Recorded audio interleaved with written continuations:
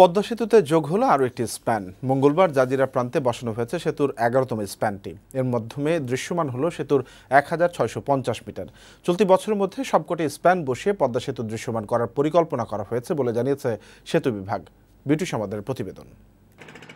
প্রমত্তা পদ্মার বুকে স্বপ্নের সেতুর অনেকখানি এখন দৃশ্যমান বাস্তবতা।